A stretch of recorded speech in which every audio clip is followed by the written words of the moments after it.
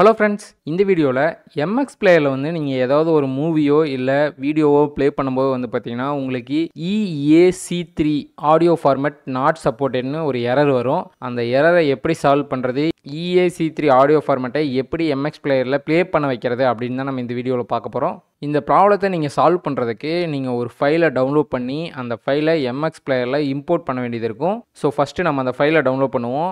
Google குரோமை open பண்ணிக்கோங்க. Open பண்ணதுக்கப்புறம் search பாக்ஸில் mxplayer.appன்னு சர்ச் பண்ணுங்கள். இதனுடைய லிங்க்கு நான் டிஸ்கிரிப்ஷனில் கொடுத்துருக்கேன். நீங்கள் அதை கிளிக் பண்ணி கூட உள்ளே போய்க்கலாம். ஓகே, சர்ச் கொடுங்க. சர்ச் கொடுத்தீங்கன்னா டைரெக்டாக அந்த வெப்சைட்டுக்கே போகும். ஓகே, இந்த வெப்சைட்டுக்குள்ளே வந்ததுக்கப்புறம் ரைட் சைட் டாப் கார்னரில் பாருங்கள், மெனுன்னு இருக்கா, அதை கிளிக் பண்ணுங்கள். அதை கிளிக் பண்ணிங்கன்னா அதில் ரெண்டாவதாக பாருங்கள் எம்எக்ஸ் பிளேயர் AIO ஜிப்னு இருக்கும். அதை கிளிக் பண்ணுங்கள். அதை கிளிக் பண்ணிங்கன்னா அதில் கீழே பாருங்கள் EAC3 கோட் ஃபார் எம்எக்ஸ் பிளேயர்னு இருக்கும். அதை கிளிக் பண்ணுங்கள். ஓகே, அதை கிளிக் பண்ணதுக்கப்புறம் அதில் கீழே வாங்க. லாஸ்ட்டாக வந்தீங்கன்னா MX player code zip files டவுன்லோட்னு இருக்கும். அதில் நிறைய ஆப்ஷன் இருக்கும். அதில் மூணாவது ஆப்ஷன் பாருங்கள் mxAIO.zipனு இருக்கும். அதை கிளிக் பண்ணி டவுன்லோட் பண்ணுங்கள். ஓகே, ஒரு 24 MBக்கு ஒரு ஃபைல் டவுன்லோட் ஆகும். ஓகே, ஃபைல் டவுன்லோட் ஆனதுக்கப்புறம் இதை க்ளோஸ் பண்ணிடுங்க. க்ளோஸ் பண்ணிட்டு எம்எக்ஸ் பிளேயர் ஓப்பன் பண்ணுங்கள்.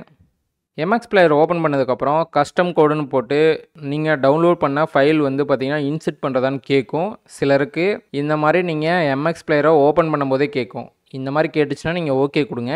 இல்லை இந்த மாதிரி கேட்காதவங்க என்ன பண்ணணுன்னா, நீங்கள் எம்எக்ஸ் பிளேயருக்குள்ளே வந்ததுக்கப்புறம் ரைட் சைட் டாப் கார்னரில் மெனு பட்டன் இருக்கும். அதை கிளிக் பண்ணுங்கள். அதில் கீழே வந்தீங்கன்னா செட்டிங்ஸ் இருக்கும். அதை கிளிக் பண்ணுங்கள்.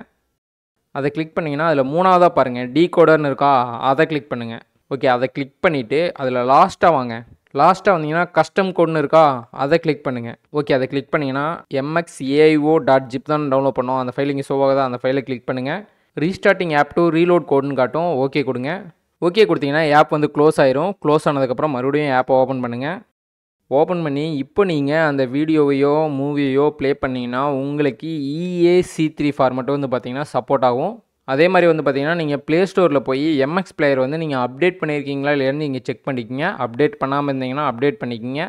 ஓகே நண்பா, இந்த வீடியோ யூஸ்ஃபுல்லாக இருந்துச்சுன்னா லைக் பண்ணுங்கள், ஷேர் பண்ணுங்கள், மறக்காமல் டெக் தமிழ் சேனலுக்கு சப்ஸ்கிரைப் பண்ணிடுங்க. ஓகே, நெக்ஸ்ட் எதிர் வீடியோவில் சந்திப்போம். Bye guys.